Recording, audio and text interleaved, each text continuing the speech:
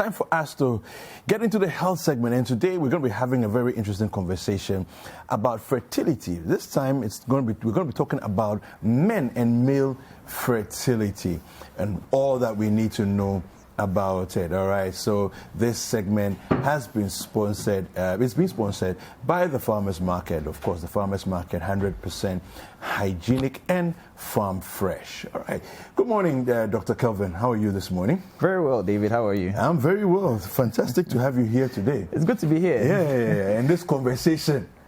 We're Finally, yes, I know, right? I know, right? We're going to get into it. Okay, so let's begin from this point. Mm-hmm. What causes male infertility? I'm assuming that we always have this thing in our culture. When we see there are no kids coming, it's the woman's fault. Assume it's the woman's fault. I know. But we know better than that. Yeah. What causes male infertility? Okay, so let me start by saying that, generally about 30% of causes of infertility in a couple is from the male. Okay. 30% is from the female. Okay. 30% is from the two combined. Okay. So maybe this one has a little problem. When you put the two together, that's about 30%. Okay. And the last 10% is we really don't know. Okay. So 30% is due to the male. So it's not just that we're female problem. Okay. And the causes are numerous. You see, the sperm is what carries the next generation, I should say. Yes. So there must be adequate production. So production must be going on in the testicle. So that's number one. Then after it's produced, the sperm must be able to get transported into the vesicles or the ducts that are going to bring it out into the woman. And then when it gets into the woman, the sperm must be able to move towards the egg and must be able to fertilize the egg. Now, at any of these stages, there could be problems, there could be issues, and any problem or issue at any of these stages can affect fertility on the male side. Okay, so slow it down. Let me start it. See if I can understand you right. So production, there can be a problem there. Exactly. Transport, there can be a problem there. Then delivery, there can also be a problem exactly. there. Okay, let's continue. You're a doctor already. So that's the thing. So at any point, at any of those points, there could be a problem. Okay. And when it comes to the production aspect, so the production might be challenged, and the amount or the quantity of sperms produced must also be adequate. You see, so the number of sperms per milliliter should be adequate. Should be at least 40 million. 40 million what? Sperms. In a male, when I say male, I'm talking about milliliter of semen. Oh, wait. Hold on. So you're saying that if we take, let's say, for example, a regular medicine bottle, the cap is about, 5 to 10 mil? Yes, and there are usually markings on it every mil, yeah. So you're talking about, let's say even half of that, of semen, there should be 40 million. Not half, because remember you said that the cap is about 5 to 10 mils. Yeah. So if you are putting, let's say it's a 5 mil cup. Yes. A 5 mil cup should contain 1/5 of that should contain 40 million sperms. So individual unique sperms. So a full cup, which is a small medicine bottle, should have about 200 million sperm. Well, so yes, wow, and there's a reason for all of that because it's the egg. The egg is well protected. Okay. And so a lot of these sperms are going to die trying to get to the egg. And when they get to that egg, a lot of these sperms are going to release some chemicals to try and dissolve the protective layer. Yeah. Okay. And so all of these 40 million sperms are needed for that one sperm to make the penetration to fertilize the egg. And so if you do not have enough of these sperms, then they are not going to be able to, fight their way to get to the egg. Okay. And so that's why the research has shown that the critical number is 40 million. Okay. The actual number is 39 million, but who's counting? Of course, yeah. So you need that critical mass of sperms in the semen to get the destination. Now, so I mentioned semen. Semen is not just made up of sperm. Okay. There are other fluids that come from other parts of the male reproductive organ or reproductive system that nourish the semen, neutralize the acid pH pH in the vagina. And for as a medic, when I mention vagina, I'm talking about the canal, the canal through which the semen has to travel to get to the womb.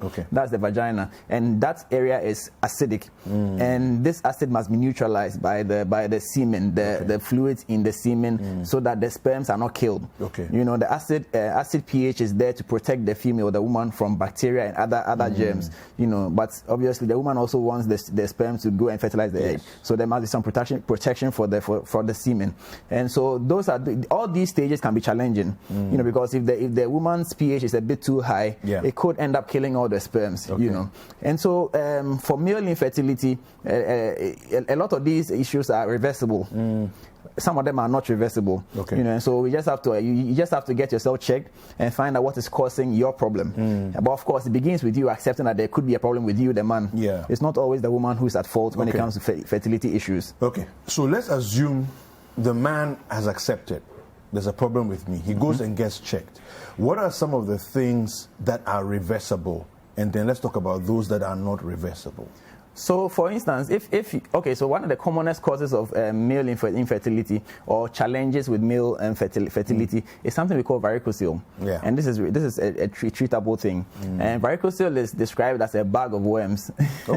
So you have dilation of the veins in the scrotum, and so so they are dilated. So when you actually feel the scrotum, it feels like plenty tubes inside there, so that's how you call it a bag of worms. Now the theory is that this varicocele sort of increases the temperature, because you know that the testes are hanging outside the body, so that it can have a lower temperature than the rest of the body, because that's where sperm is produced optimally. But when you have these dilated veins in that area, it increases the temperature, and so the testes are not able to function as optimally as they need to. And so once you notice this thing, you have to report to hospital. It's treatable. Once it's reversed, then the testes can begin to produce sperms normally. And so when you go for an examination, and physical examination is part of the routine that we'll do to assess your fertility status, if we discover this condition, it's easily treatable and you can return to function. If however everything is fine down there physically, then we proceed to do a semen analysis to find what's going on. So now when we do the semen analysis, we are looking for the number of sperms, like I mentioned, so minimum of 40 million. We're also interested in the morphology, the shape of the sperm. So you want a normal sperm has, there are measurements for all of these things. Even though the sperm is microscopic, there are still measurements. The head must be a certain proportion, then the tail must be there. If you see a sperm, or if many of the sperms have double heads, like they are showing on the screen, two-headed sperms, we don't like two-headed sperms. What's wrong with the two-headed sperm? Well, we don't like it. Why? It cannot even find, because now it's going in different directions, so it might not be able to move towards the egg. We don't like sperms with two tails because there's confusion over there. We don't want a sperm that has the head is too big or too small. So the morphology must be right. So, and then when it comes to motility, so I've spoken about the number. I've spoken about morphology. Now we're talking about motility. Motility is movement. The power to move. Exactly. We want a sperm that can move in a straight line, purpose-driven sperm. We don't want sperm that is all over the place. And all of that. The sperm must have a purpose. So when it's released into the vagina, it must know where it's going. So if you have sperm and your sperm is going around in circles, you can't fertilize an egg. It means that even if the egg is sitting in front of the sperm, it's not going to go around. Exactly. It. That's a useless sperm.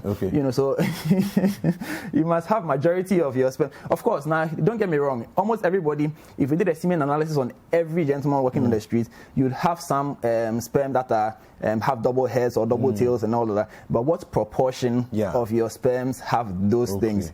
And what proportion of your sperms cannot move in a straight line? So if most of your sperms are not moving in a straight line, then you have a problem. Because I mentioned that critical mass of 40 million is important, because they are all playing a role in getting that one sperm to the egg. So now if most of your sperms are dancing around in a circle inside the vagina, that means that those that enter the womb are not going to be enough to fertilize the egg. And so it's important that you have healthy sperms. You see, and to have healthy sperms is a function of a lot of things. You yourself must be healthy as an individual. How do you treat your growing area? A lot of men wear a lot of tights, and it's not good. It's not healthy. Because again, I've mentioned that the testes are hanging, and if you are observant, you actually notice that when the weather is very hot, your testes actually hang much lower. and then when it's colder, it comes back up a bit. Okay. All these are the body's way of making sure that the temperature is optimum. Right. Okay. So if you are wearing tights all the time, you're not helping yourself because you are pushing your testes into your groin, and already the groin is hot. Yeah. That groin area is already hot, so now you are causing problems for yourself. Okay. And so people, but of course this can be reversed, because if you stop wearing your tights, obviously you can return back to normal function. And so see, these are some of the things you have to do to protect yourself or to keep yourself from encountering some of these problems. Usually, most people, even though they may wear the tights or they may expose themselves to heat, people who work in factories where there's a lot of heat, they are still able to function. They are still able to have their children. But if you you already have a challenge, maybe your sperm count is already a bit borderline. Borderline. Then you add these other things, then it could be a problem. Because we have there are some I've mentioned factory workers, people who work in hot areas, kitchens, so cooks and all those kind of people. Athletes like cyclists are also at risk, because they're sitting on the seat. They are wearing tights. So there's a lot of interaction there. So if you are borderline and you are engaged in some of these activities, you tip over into the low sperm count or challenging areas. And then so that's with respect to the production and morphology. Now when it comes to the tubes, obviously if you have had a vasectomy, you cannot have children if it has been done well, because the tube that brings the sperm from the storage area, the epididymis, into the seminal the urethra, that tube has been clipped, has been cut, so there's no connection. So but that's an intervention that you probably requested for. But in that same case, there could be infection in that area which will block the tube. So if you have an epididymitis or epididymocarditis, that can affect the transport of the sperms into the urethra. So anything affecting the tube, accident, you may have been playing and somebody kicks you, you may not even have paid attention to it, but it could have caused an inflammation which could result in a blockage, and then in the future, then you start having challenges. So it's a big deal. We have to be careful. But thankfully, all you need is actually one testicle. You don't need both of them. Okay. So everybody has a spare tank, kind of, But if you are already challenged, so for instance, and this will bring me to childhood or babies, and this is an advice to parents of boys. You have to inspect your boy's scrotum. Okay. Make sure that he has. I was going to say he or she. Make sure that he has 2 testicles in the sac. Okay. Every boy must have 2 testicles in the sac. It's sometimes some babies are born with undescended testes, which can affect one side or both sides. If it affects both sides, this child will never be able to have children if we don't fix it early. And emphasis on early. You see, because if you don't fix, the reason the testes must descend into the scrotum, or the testes are formed in the abdomen when you're a baby, and as you develop, it descends into the scrotum. Sometimes the descent is arrested at some point along that line. And so when the baby is born, somebody needs to check to make sure that the 2 testicles are in the sac. If it's not in the sac, then quick interventions might be done to bring it into the sac. Otherwise, if it's both testicles, that baby will not be able to have children. If it's only one, he has a chance of having children. But if he gets an infection or somebody kicks him or something happens, then there's a problem because the spare is not there. So it's important that we make sure that both testicles are in the sac so that we don't have challenges later in life. Very, very important. So we've spoken about basically we touched on the production, the number, the transport, the delivery. Because the sperm must move to target, and once it reaches the target, then it achieves its purpose. But there's a final aspect of this discussion, which is chromosomal abnormalities. If you are genetically you are incapable of having babies, there's not much we can do in that regard. So that's an irreversible situation, and there are genetic conditions that can affect such outcomes. And there are conditions where instead of the normal male has XY chromosomes, but some people have XXY. And that is a challenge. It's a chromosomal abnormality we can't do anything about. You were born with it. You were born with it, and so we can't do much about that at all. So these are the various stages of problems that can result in infertility. Environmentally or self-induced, we have steroid abuse. So we have men, and steroid abuse cuts across so many ways. Of course, we have the extreme where the bodybuilders are taking steroids to build muscles. And that can affect your fertility. And we also have the subtle ones where men are using the bleaching creams to obviously lighten their skin. A lot of the bleaching creams have steroids. And this steroid you apply to your skin, but it's actually going to be absorbed through the skin into the bloodstream. Exactly, and then it will cause problems. So later in life, you are not able to have children, and you're wondering why. It's because of the steroid abuse you've been exposing yourself to. And we also have some medications that can, as a side effect, can cause problems with sperm production or sperm transport or sperm number. So medication as well. And then there are some medical conditions, and treatments of such medical conditions, something like prostate surgery can affect the transport, because the prostate gland is sitting around the urethra. So the urethra is passing through the prostate gland. And so any operation to the prostate gland has the potential of disrupting this architecture, which resulting in difficulty of transporting the semen into the vagina. Some bladder surgery as well, because now the bladder is sitting on top of the prostate. So this is the bladder, the prostate gland is here. So there's a very close association. And the urethra is the tube that carries urine from the bladder outside. This same urethra also is what carries semen. So there's an intimate relationship between the urinary system and the reproductive system. So anything that affects these two systems, the results could affect sperm transport and delivery. Now there's a ton of questions that I want to ask at this point, but we'll just summarize by asking this one and say, and the question is, how many ballpark figure? How many infertile situations can be recovered? So can be reversed. Well, I would say that majority is reversible. The challenge actually is that, and I think it's the same challenge for women as well. Most people would not just get up and randomly go and do a semen analysis. So most people don't know that they have a problem until they are probably married, or they make a decision to give birth, and then they are unable to give birth. And by definition, you cannot be called infertile until you've had regular unprotected sex for 1 year. Before you can be declared infertile. And so only after this regular unprotected sex. Regular when regular sex, which is aimed at giving birth, is at least 3 times a week. If you're not having sex 3 times a week for 1 year, you cannot say you're infertile.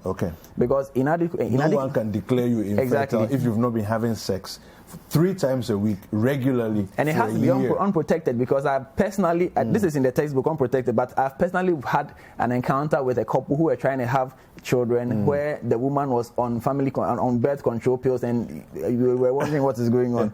You see, so it has to be, all those things must be out of the place. And speaking of family planning, it just reminded me, I left something out. Hormonal imbalance is also a major factor when it comes to male infertility.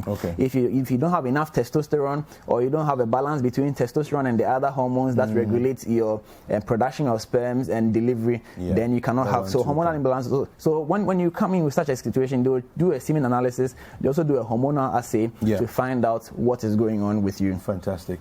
Dr. Kelvin, there are people who are watching, they have a lot of questions, they want to reach out to you. Where can they get you? Well, I'm on Instagram at Kelvin Owusu MD, and also on Facebook, same Kelvin Owusu MD, and I'm on Twitter as well, Nase Puku. So you can drop your question and I'll see how best I can address them for you.